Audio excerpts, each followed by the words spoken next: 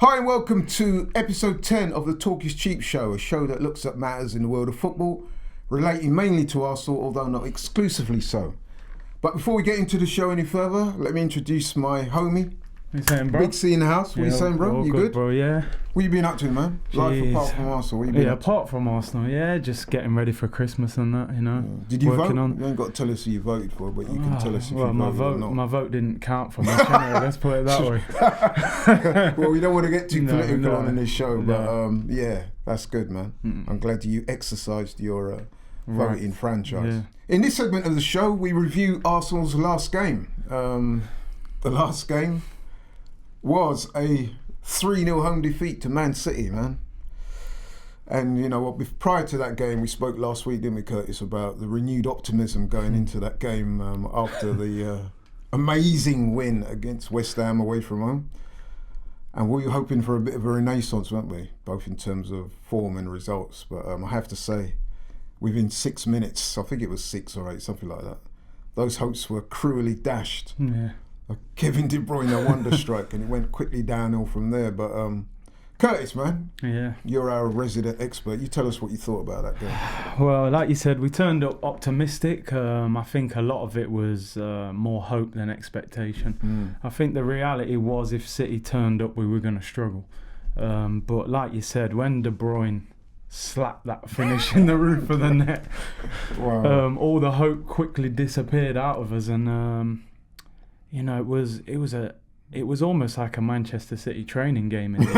Honestly, I was happy to leave the ground with a 3-0 defeat in there. Yeah. You know, listen, we could have been 4 or 5 down at half time. I mean, I'm going to say out straight, I wasn't actually at the game. I had some exams and assessments for a course I'm doing.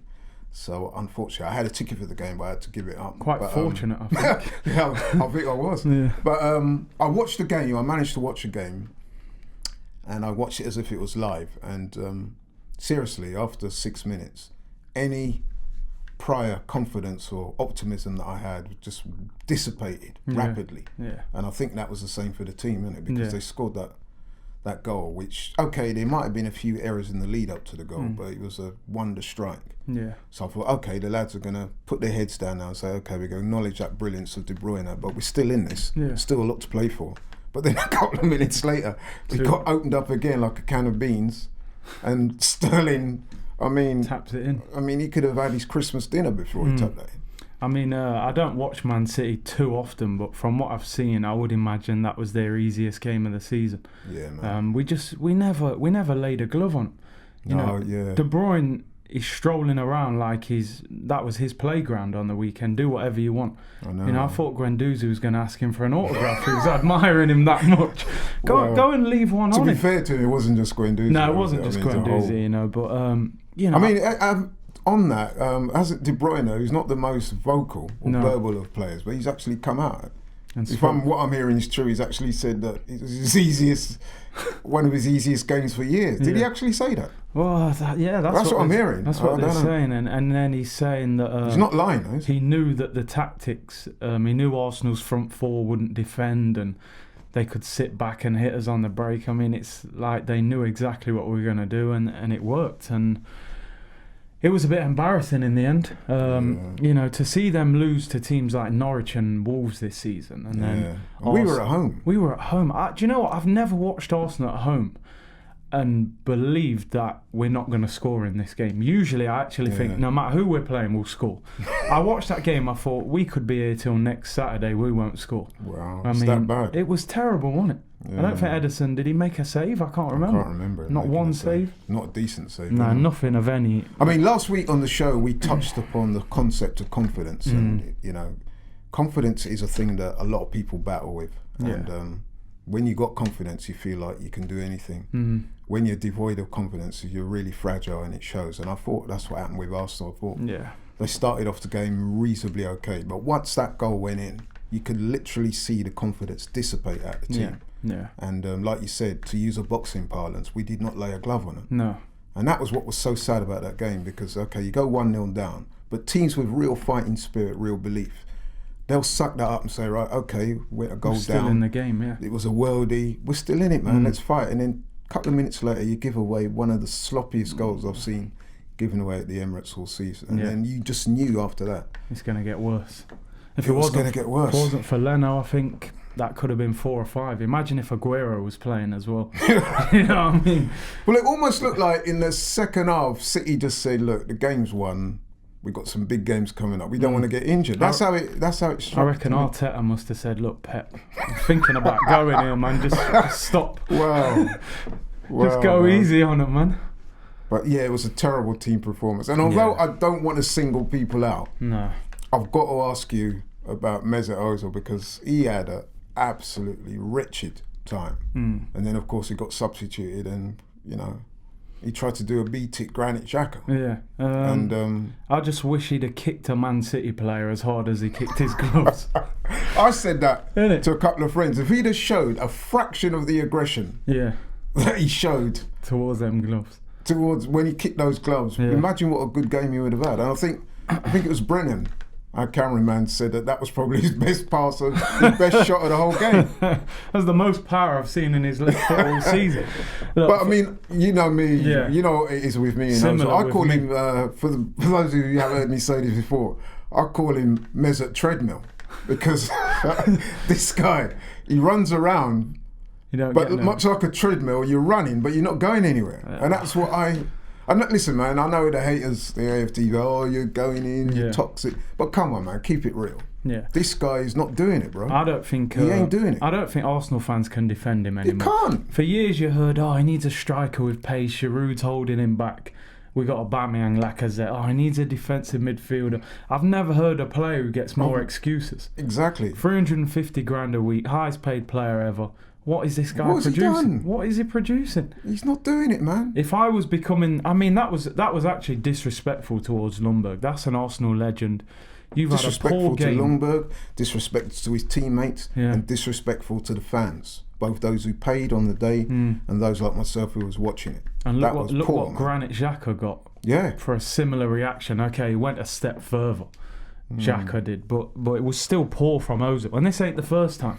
And in many ways, it could be argued that it was worse than Granit Xhaka's, and I'll tell you why, people, because he'd seen the fallout of what happened, right, just over a month ago with the Xhaka situation, and here he goes and does that. It's not good. It kind of gives you an insight into the mindset of the man. For whatever reason, he's just not putting it in. Do you know what I said at the start of the season when he wasn't in the team?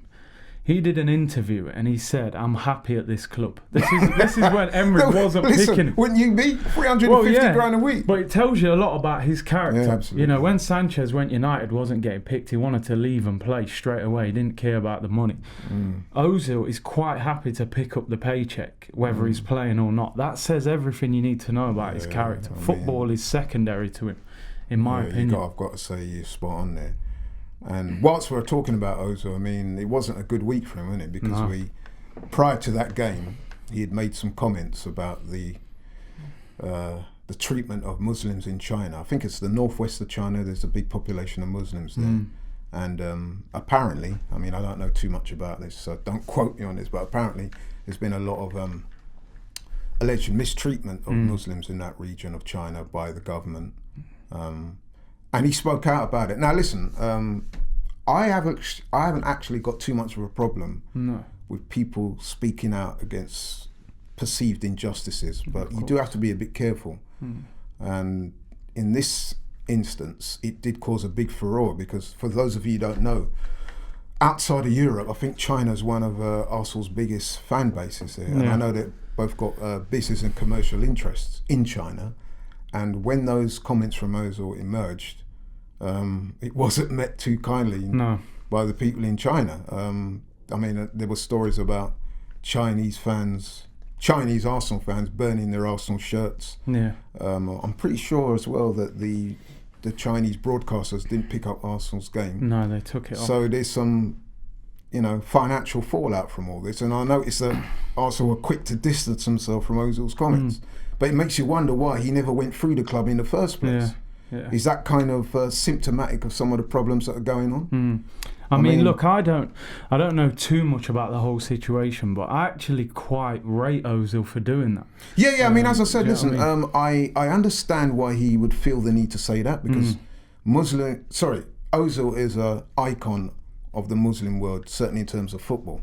I personally know a lot of Arsenal fans who are Muslims, and Ozil was their hero. Okay, so yeah, I can get why he would want to speak out against perceived injustices, much the same way as if we were perceiving injustices against black people. Say, for example, black people getting shot in America, and we felt that enough wasn't being done about it. We might say something, but the difference is you would have thought he would have gone through the club first and maybe worded his statement, particularly given that Arsenal got a lot of business interests tied up in that part of the world. So on the one hand, I do respect what he said, absolutely. Definitely. But maybe he went about it a little bit the wrong way. You never know. Maybe he's been through the club and they've said, "No, we don't want you to do that." And he might have said, "You know what? I feel like I need to talk on it. I don't care what." Or maybe they said, "Yeah, it's all right. Go ahead." And then after the fallouts happened, now they thought, "Oh, you know what? It's gone a little bit further than we because we've seen before with China. I don't know if you follow basketball. Yeah, a little bit. Yeah. But in the NBA, there was a big furore when I think it was the general manager of the Houston Rockets. He made some comments about the Chinese treatment of the protests in Hong Kong. Okay. And the Chinese reacted very sternly to that. You know what I mean? They didn't show some of the games, and they were threatening to cut ties with the NBA. And much like Arsenal, outside of America, I think China is one of the biggest, if not the biggest markets of the NBA. So they've got the financial clout to really to make a difference. So the Arsenal board were probably not too happy at what went on. And then you saw his reaction, both in his performance and his reaction to being substituted. I thought was terrible. Talking of inappropriate remarks or perceived inappropriate remarks, what did you think of the Hector Bellerin comments? For those of you not familiar people, Hector Bellerin made some comments prior to the election last week. And he ended with the hashtag fuck Boris, which I thought, wow, very man. I mean, strong. Listen, whatever you want to say, I don't care what political party you support or don't support. I thought those comments were a bit inappropriate, man, to say the least. I mean, it's probably something that a lot of people share, that view. But for him to come out and the majority of people didn't. Actually, they Boris didn't. got elected. So. Well, if that's a whole different subject. But for him to say it publicly and the club not to say anything was interesting. Why are they jumping on the Ozil thing, but they're not saying nothing about Bellerin? Could he absolutely? Yeah, probably. You know what, Arsenal's a business, isn't it? You know. But listen, to go back to Bellerin, man. Listen, I've got to take him to task over this. For number one, it's inappropriate. Okay. Whatever your political beliefs are, you do not come out and make political statements like that. F Boris. I think that's very disrespectful. Even, like I said, a lot of people may share that view, but I don't think as an Arsenal footballer you should really be saying stuff like that. And then secondly, perhaps more importantly, he's perhaps got to look at his own position in the club. I've said many moons ago, man, that this guy's just not doing it for us. No, you're not a big fan of him. He needs to be focused. Not at all, bro. And before people out there start saying, "Oh, maybe it's because it's got something to do with what he said about AFTV in the past." Listen, Bellerin's another hater. We got enough haters, and we're still doing our thing. So it's got nothing really to do with that. I was just surprised that he felt the need to come out and say that. Yeah. I'm pretty sure there's rules in the FA that say that they don't encourage players to I'm surprised they haven't pulled him up on that. I mean, I can remember many years ago, Robbie Fowler, for those of you remember Robbie Fowler. Great player, but he got accused of making some political comments. He scored a goal, he lifted up his T-shirt and was encouraging people to support the miners, and he got collared for that. I know, I remember that. For Bellerin to come out and be abusive to the Prime Minister, whether you support him or voted him in or not or whatever, I just thought that was disrespectful. And like I said, Bellerin should be concentrating on his game, which I'm sorry is nowhere near good enough. Not up to scratch. So, but anyway, people, let us know what you think about that. Do you think he's got the right to say what he wants? That's Ozil and Bellerin, by the way. Do you think he should be punished for it, or do you think in future he should just leave this stuff alone? Personally, I think the latter, but hey. So, for our main topic of the show, I thought we'd talk about the managerial merry-go-round. And forgive me if it looks like we're talking about the same thing week after week, but I'm sure you would agree it's a very topical subject right now, because we just seem to be lurching from one disaster to the other. It's not happening on the pitch, it's not happening off the pitch. A club of this size to not have appointed a manager by now is absolutely ludicrous, really. So, we're in that nowhere position, really, aren't we? But in what we're hearing now, and it seems to be right, is that Arteta looks likely to be appointed as the next manager, which is interesting because last week when we spoke, we had a list of 5 that we were going through, and he seemed to be the bottom of that list. And within a week, he seems to have gone from the bottom of the list to the absolute top of the list. In fact, apparently the bookies have stopped taking bets on him. Yeah. So Curtis, my man. Arteta. What's your take on that? I've been quite vocal about him. I wasn't. Here comes the diss, people. I wasn't in favour of him. Look, first of all, what I want to make clear: if he gets the job, I'll support him wholeheartedly. If he gets the Arsenal job, What, for a week? If Till his first loss. Yeah. No, look. If he gets the job, he'll get my support. But looking at the managers that have been available, who are still available, in fact, I have to really question why we're going for a manager who we rejected. Initially, we rejected this guy. Gave a good PowerPoint interview. Yeah, very good PowerPoint interview, you know. Yeah. And he's good at filling up them bottles as well. I'm only joking, by the way. But no, listen, for me, if you're a top I think we're club, doing him a disservice by that. Look, listen, he might be a good manager, but he might not. Some people are talking very certain, like, oh, this guy's going to be amazing. Pep spoke so highly of him. Yeah, what do you expect Pep to say? He's not going to say a lot of assistant managers. Yeah, exactly. A lot of assistant managers have become managers and struggled. Absolutely. I just think that for a club the size of Arsenal, with the position they're in, it's so risky to bring in somebody who's never managed. And I have to wonder, all right, he might be a great coach. I've read reports that, you know, he's done great things with Sterling and Leroy Sané and people like that. These are top level players. You know, they've got so much potential. I don't think it is that difficult to improve. And I would add on that, without wishing to interrupt you, is that they're in the right environment for them to produce their potential. Yeah. Whereas the environment that we're in at Arsenal right now is very difficult. Pretty toxic, really. Now the question is, all right, you might have improved Raheem Sterling. How are you going to improve Socrates and David Luiz, players at the end of their career who they're past their best? Yeah. Do you know what I mean? Okay, he might do well with the young players. You know, is he going to convince Aubameyang, Lacazette, Leno to commit their long-term future to the club? Yeah. If we need to go and sign a top-quality centre-back, can he go and convince someone? He's not. He never played for Spain as a player. He hasn't got a huge reputation. He tried to play for England, in the latter stages. Yeah. I just worry that he's going to be in a very difficult position. And as I've said before, I don't believe that this is just about getting a good coach. I think you need somebody with big, broad shoulders who can come in.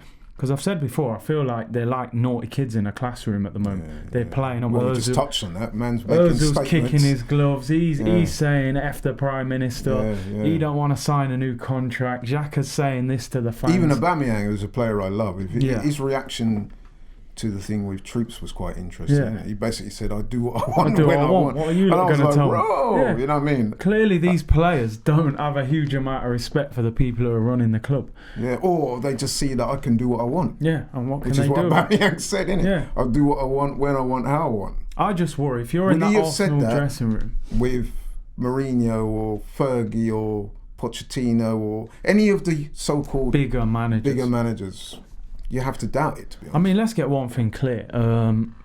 Having a big CV doesn't mean you'll do a great job. You know, it's a difficult job to come into. I think a lot of the big managers have probably steered away from it because this is a job that could really damage your reputation if you came to One thing I've got to ask him, and a lot of people I've spoken to, and I must say I do share their opinion to a large degree, is that it would appear, to all intents and purposes, that if we do go Arteta, it's because it's convenient and he's the so-called cheap option. And that's not to denigrate the man. Because listen, I made some pros and cons, and I've heard other players say that he's a brilliant coach. He knows that he's a student of the game.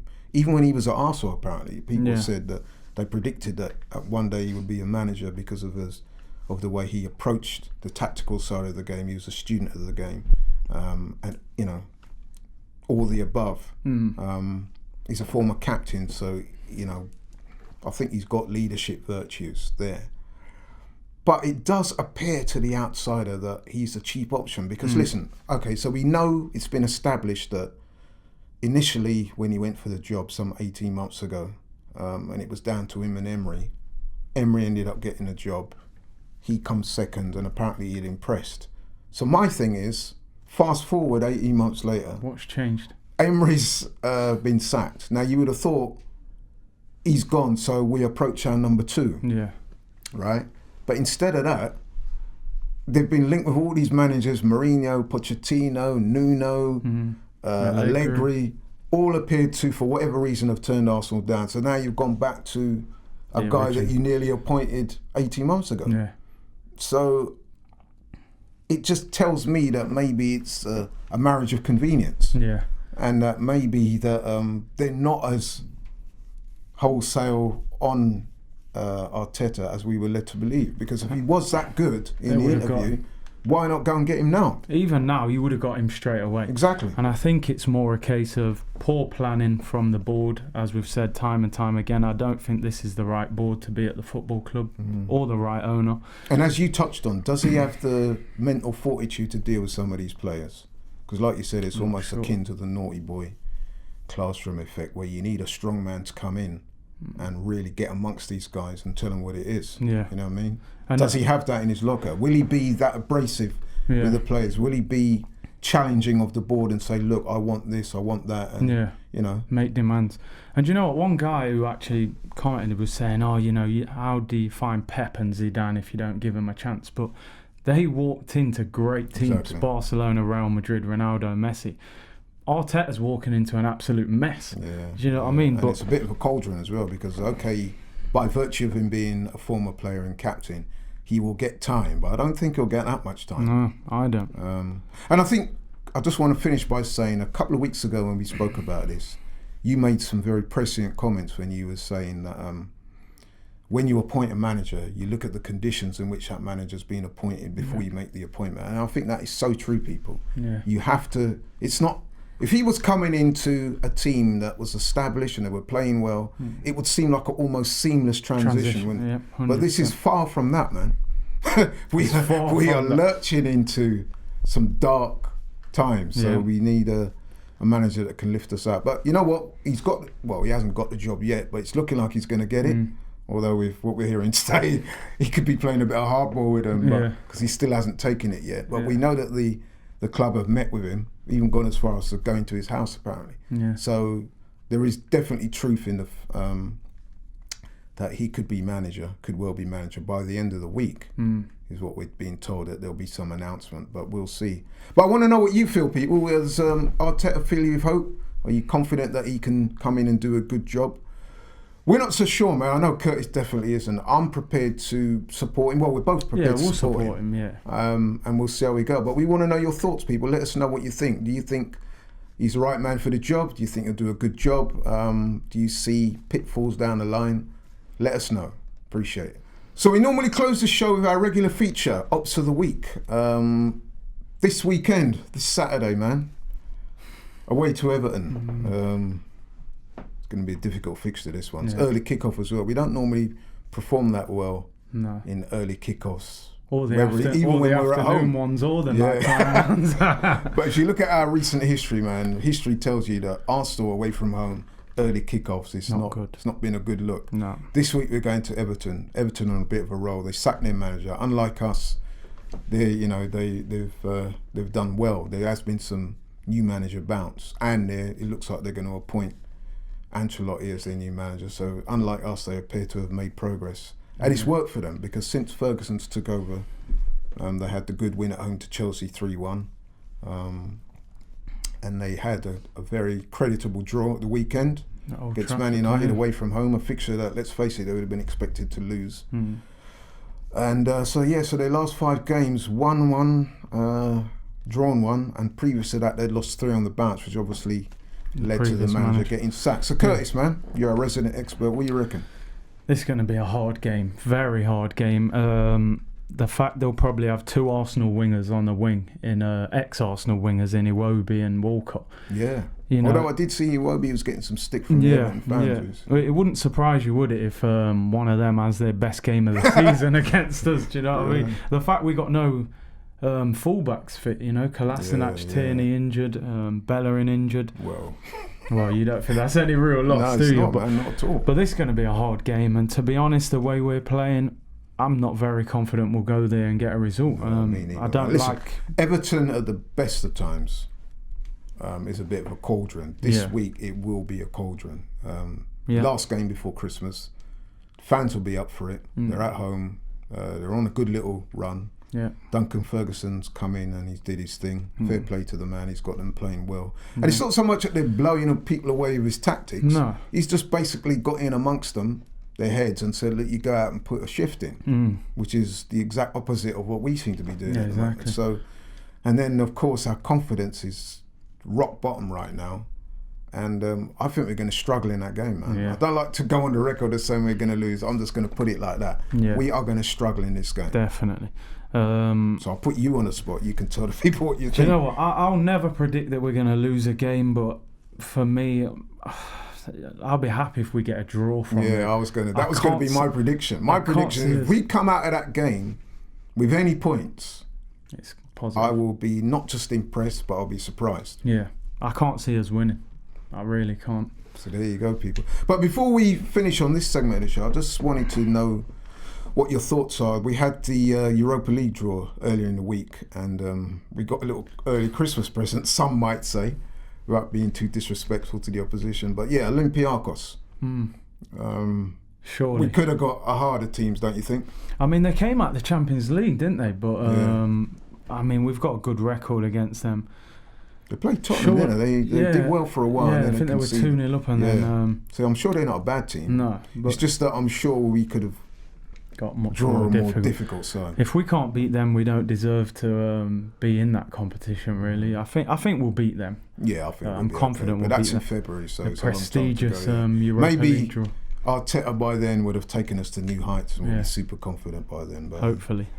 So, people, that comes to the end of the Talk is Cheap show for this year, isn't it, really? Yeah, it's our last show. Actually, no, before Christmas.